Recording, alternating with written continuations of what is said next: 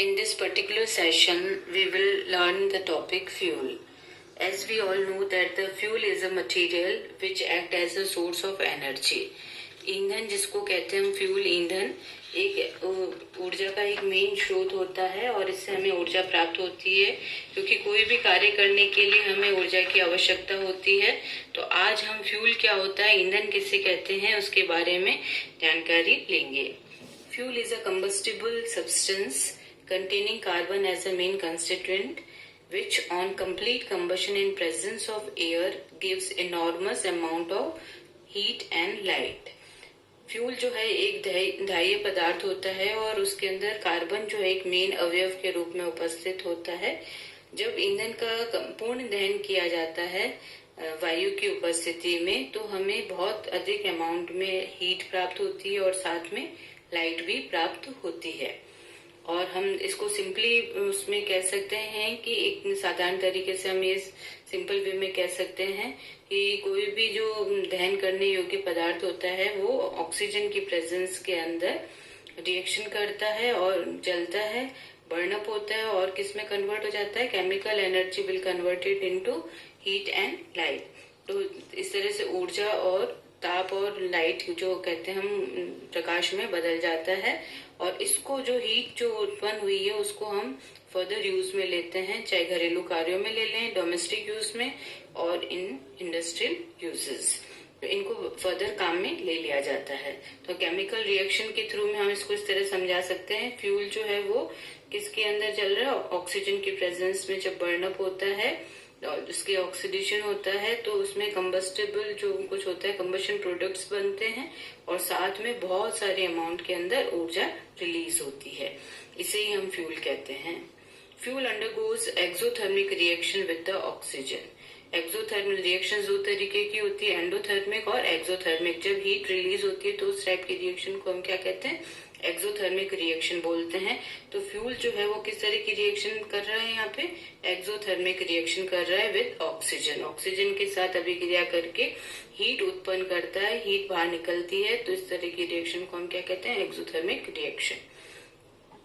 Now the substance that burns in the presence of oxygen and produce heat and light are known as combustible substance. ऐसे पदार्थ जो oxygen की उपस्थिति में जल के हीट और लाइट देते हैं, उस तरह के पदार्थों को हम क्या कहते हैं, कंबस्टिबल सब्सटेंस कहते हैं, जो जलने योग्य पदार्थ होते हैं। और ये जो इसमें फ्यूल के अंदर मेनली जो कौन कौन से कंबस्टिबल एलिमेंट्स है उसके बारे में हम पढ़ेंगे। Elements such as carbon, hydrogen and sulphur. Carbon, hydrogen and sulphur present in the fuel make it combustible. जब ईंधन के अंदर कार्बन, हाइड्रोजन और सल्फर जो उपस्थित होते हैं वही उसके ऊर्जा उत्पन्न करने के मेन सोर्सेस होते हैं, हीट प्रोड्यूस करने के मेन एलिमेंट्स होते हैं। और इसी के द्वारा जो फ्यूल होता है वो कैसा होता है, जलने योग्य होता है, दहनीय होता है। इसको हम कंबस्टिबल मटेरियल्स बोलते हैं, सब्सटेंसेस बोलते हैं।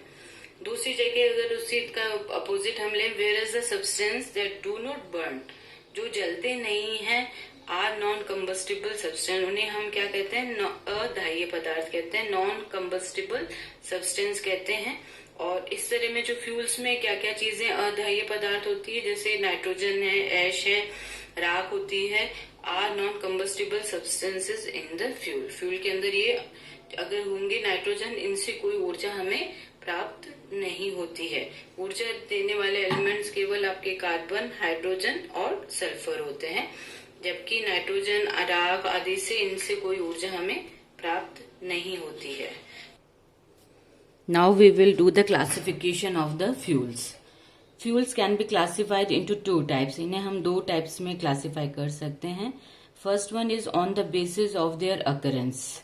उनकी प्राप्ति कहाँ से हो रही है उस बिहाफ पे हम उनके अकरेंस के बिहाफ के अंदर उसको पहले पार्ट में हम डिवाइड करते हैं। First one on the basis of the physical state of the aggregation. दूसरा पार्ट जो है किस बेसिस पे होता है, ऑन देयर फिजिकल स्टेट्स पे आधार पे होता है।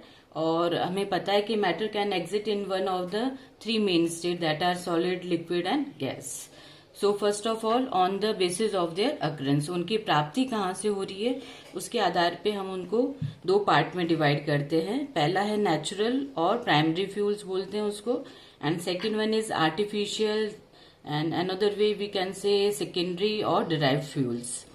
तो प्राइमरी और नेचुरल, जो प्राइमरी स्टेज में हमें जो मिल रहे हैं प्राथमिक अवस्था से, नेचर से जो मिल रहा है, जो हमें नेचर के द्वारा प्राप्त हो रहा है, उसे हम क्या कहेंगे, नेचुरल और प्राइमरी फ्यूल्स कहेंगे।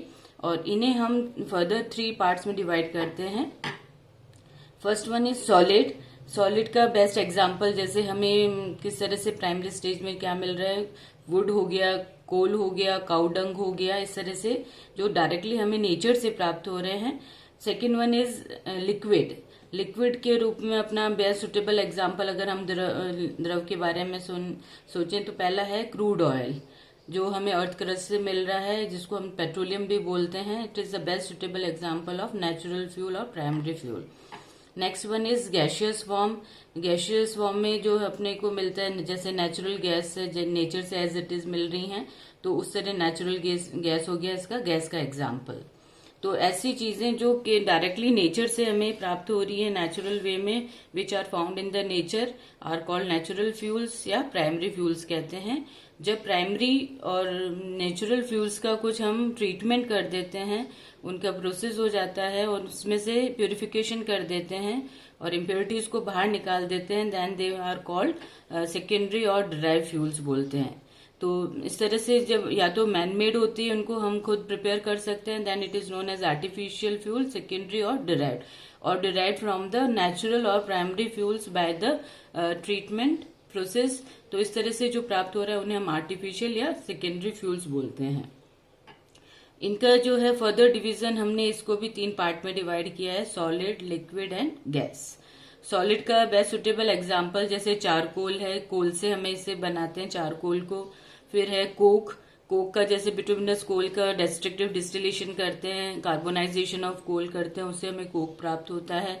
उसमें जितने भी वोलेटाइल इम्प्योरिटीज हैं उनको हम बाहर निकाल के हमें कोक हमें प्राप्त हो जाता है। तो इस तरह से पहला आर्टिफिशियल का जैसे सॉलिड का एग्जाम्पल हमारे चारकोल और कोक हो गए। उसी तरह से लिक्विड है।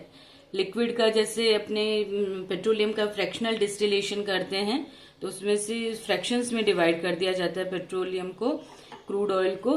तो इस तरह से हमें एक तो कैरोसिन जैसे एग्जांपल, फॉर एग्जांपल कैरोसिन मिल गया अलग फ्रैक्शन के रूप में, डीजल, पेट्रोल, ये अलग अलग फ्रैक्शंस पे, अलग अलग टेम्परेचर्स पे हमें अलग अलग फ्रैक्शंस के रूप में लिक्विड मिल जाता है। इसे ही हम क्या कहते हैं, सेकेंडरी और डिराइव्ड फ्यूल्स कहते हैं। थर्ड पार्ट ऑफ आर्टिफिशियल और सेकेंडरी इज गैस। गैसेस जिनको हम खुद प्रिपेयर करते हैं, जैसे प्रोड्यूसर गैस हो गई, बायोगैस प्लांट से बायोगैस का निर्माण किया जाता है, कोल गैस, वाटर गैस, ये सब जो गैसेस है बाय द ट्रीटमेंट प्रोसेस से जो मिलती हैं, that is known as gaseous, secondary और डिराइव्ड फ्यूल्स बोलते हैं हम इन्हें। उसके बाद हम जो पढ़ेंगे on the basis of the physical state. Physical state के आधार पे, भौतिक अवस्था के आधार पे फ्यूल्स जो हैं वो 3 तरीके के होते हैं। और जैसे सॉलिड फ्यूल की बात करें, सॉलिड स्टेट की बात करें हम, तो सॉलिड स्टेट में आपके प्राइमरी फ्यूल्स भी आते हैं और आर्टिफिशियल फ्यूल भी सॉलिड स्टेट में होते हैं। तो इन कंबाइंड हम बोल सकते हैं सॉलिड। एग्जाम्पल के रूप में वुड भी ले सकते हैं, कोल, चारकोल, कोक, इनको हम सॉलिड स्टेट में कंसिडर करेंगे सबको। उसके बाद में बात आती है लिक्विड की। लिक्विड जो बेसिकली होता है, इनका खुद का पर्टिकुलर कोई शेप नहीं होता, it will retain the shape of the container. तो इस तरह से जो लिक्विड स्टेट है, लिक्विड स्टेट में हमारे क्रूड ऑयल्स भी आ सकते हैं, जैसे क्रूड ऑयल हो गया, फिर उसका फर्दर फ्रैक्शनल डिस्टिलेशन किया तो कैरोसिन भी लिक्विड स्टेट में है, डीजल है, पेट्रोल है, ये सब लिक्विड स्टेट में आ जाएंगे। उसके बाद आता है हमारा गैशियस स्टेट, जो गैस की स्टेट होती है, जो गैस की ना तो कोई पर्टिकुलर शेप होती है, ना ही कोई वॉल्यूम होता है, क्योंकि इसके सारे जो पार्टिकल्स हैं वो एकदम फ्रीली मूव करते हैं। तो गैशियस स्टेट में हम नेचुरल गैस को भी कंसीडर कर सकते हैं, biogas, coal gas, water gas, producer gas, all are the example of the gaseous state. Okay, thank you.